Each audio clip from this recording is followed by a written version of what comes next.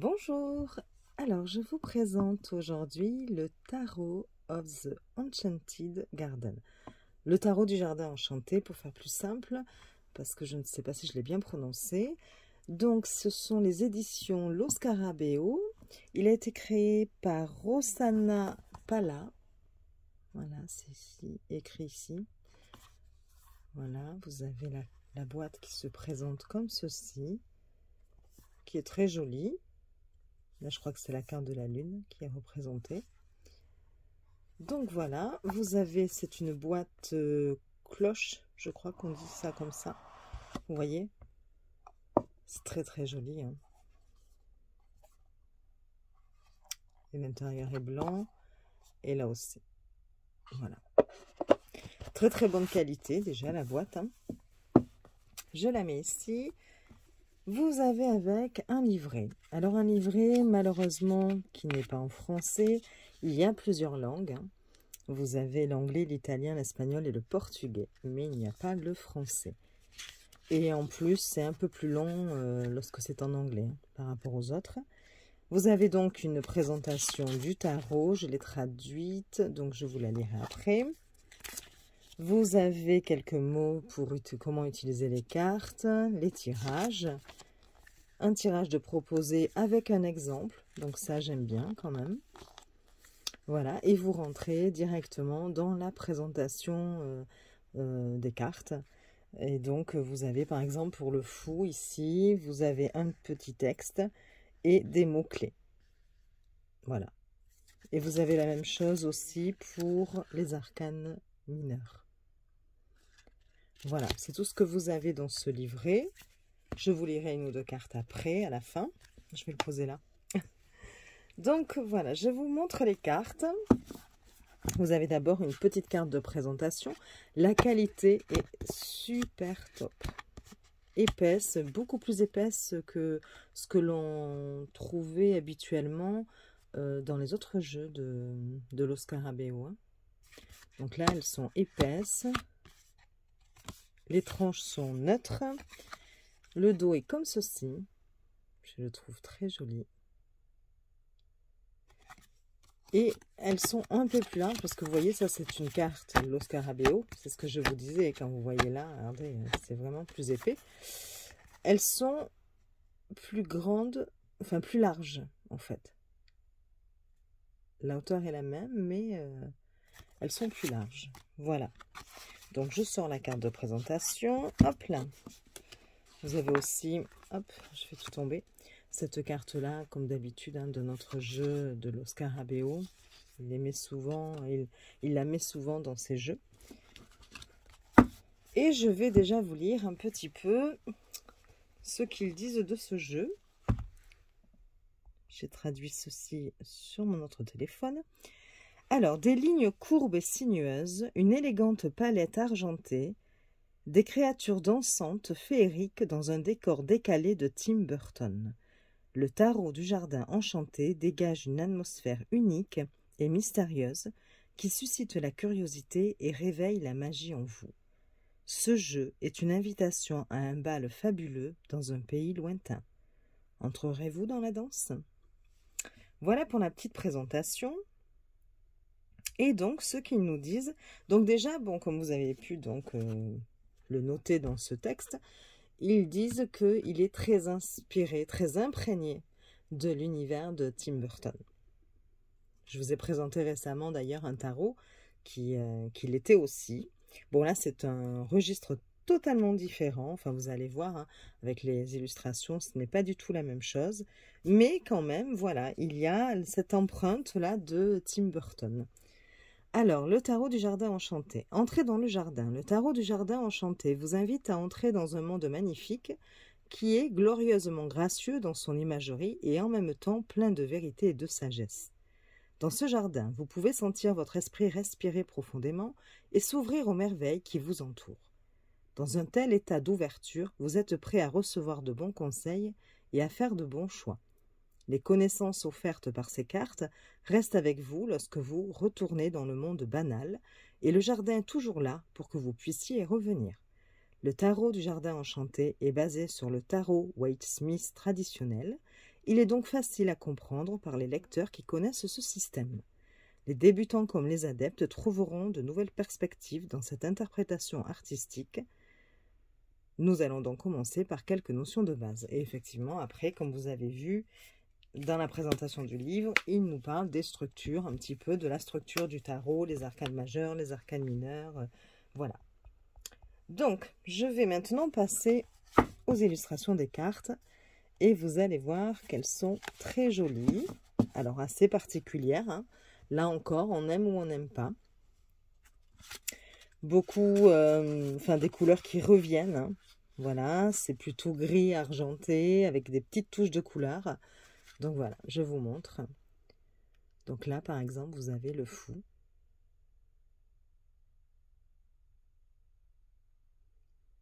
Je ne sais pas si vous voyez bien avec les petits détails. Le magicien.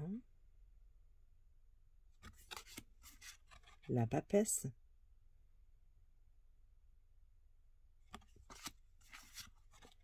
L'impératrice.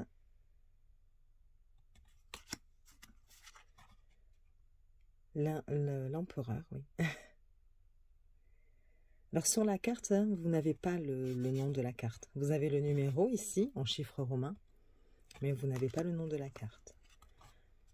Le pape ou le hiérophante. Les amoureux.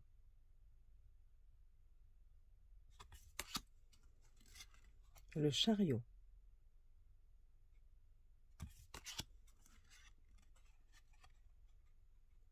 Donc là, c'est la force. Oui. Je cherchais comme c'est la 8, est-ce qu'ils avaient mis la justice ou la force, mais bon, comme c'est plutôt Tarot Rider White Smith, c'est la force, en 8.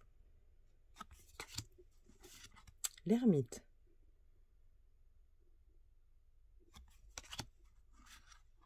La roue de fortune.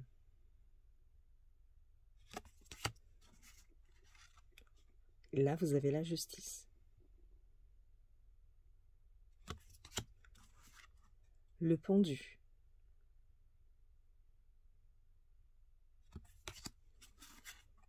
La mort.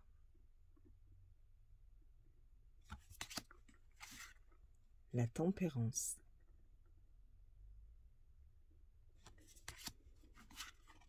Le diable.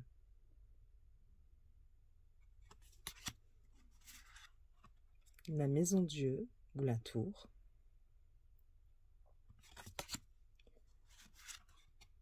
L'étoile.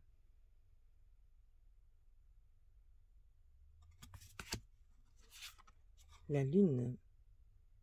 Elle est très jolie.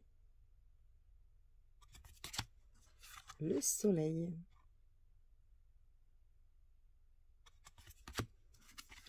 Le jugement. Et le monde.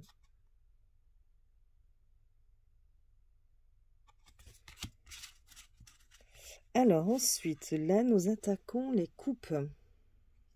Donc pareil, hein, vous n'avez pas le nom de la suite. Hein, vous avez juste les numéros qui là sont en chiffres arabes. Donc l'as de coupe. Le 2.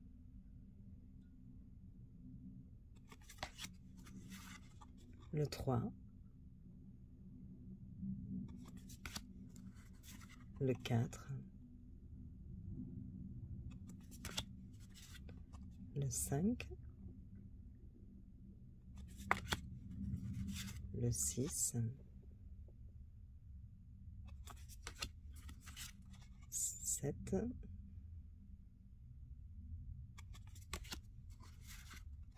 Le 8 de coupe. Le 9. Le 10. Le valet. Le cavalier. La reine. Et le roi. Les deniers. Elle est très jolie. avec cette porte-là ici. Donc l'as de denier, hein. Le 2,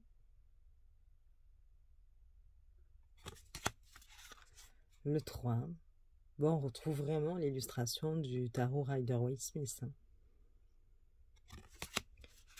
Le 4, le 5,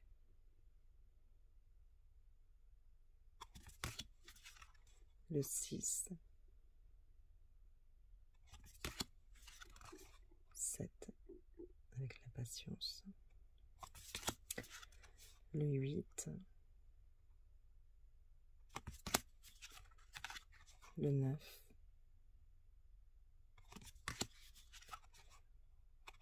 le 10, le valet,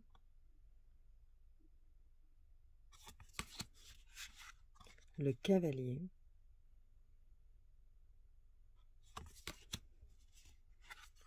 la reine et le roi.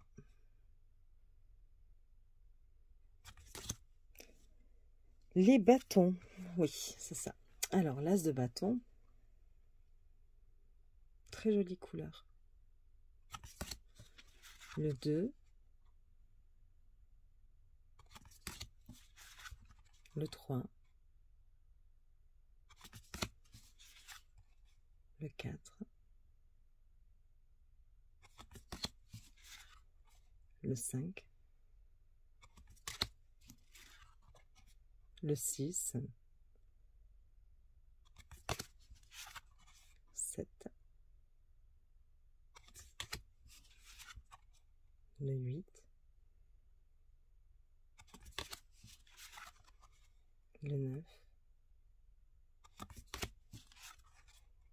le 10, le valet, le cavalier, la reine et le roi. Et enfin, la dernière série, les épées, donc l'as, le 2, le 3, le 4, le 5, le 6,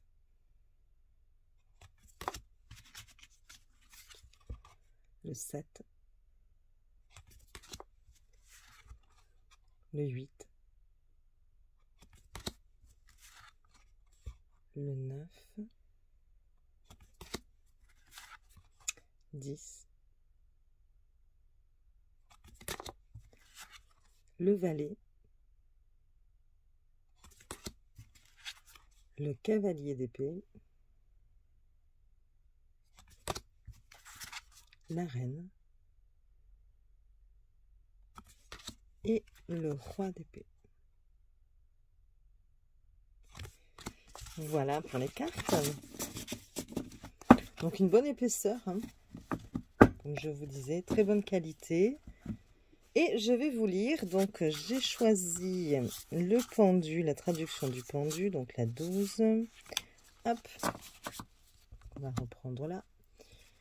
Voilà, celle-ci. Et je vais chercher sur mon autre téléphone pour que vous puissiez voir un petit peu les textes, même s'il n'y a pas grand-chose. Bon, alors, le pendu.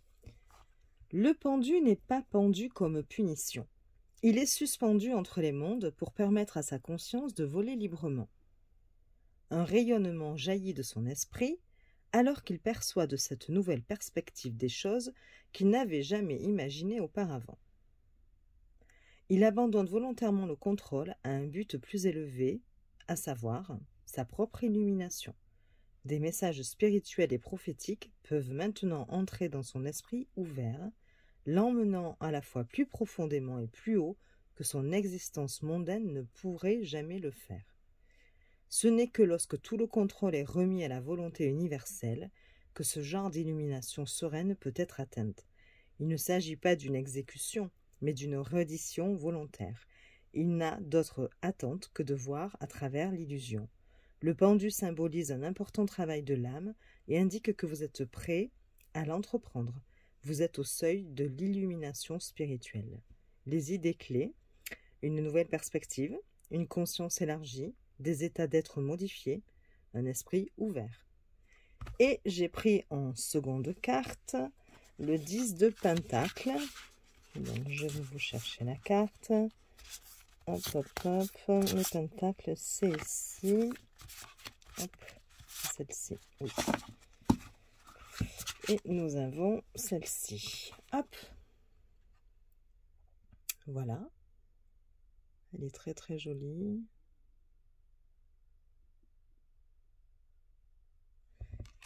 Alors, je vous lis la signification.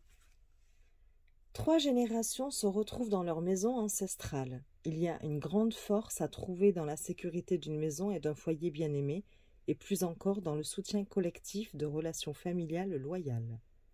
La sagesse de l'aîné est toujours vénérée, et les jeunes apprennent à respecter l'héritage de la famille, non seulement en termes de richesse matérielle, mais aussi de tradition, d'honneur et de continuité. Ce sont les véritables objets de famille. Considérez votre propre héritage, qu'il s'agisse de possessions matérielles ou d'histoire et de sagesse que vous laisserez aux générations futures. Honorez les dons que vous avez reçus de vos ancêtres, à la fois tangibles et intangibles. Les idées maîtresses, héritage, tradition, perpétuation d'un héritage familial, maintien de la stabilité pour les générations futures. Voilà, écoutez, j'espère que cette vidéo vous aura plu. Vous pouvez mettre un petit like si vous le souhaitez, vous abonner, ça me ferait plaisir. Vous pouvez aussi laisser un petit commentaire, je vous répondrai. Et puis, je vous dis à très vite. Des bisous!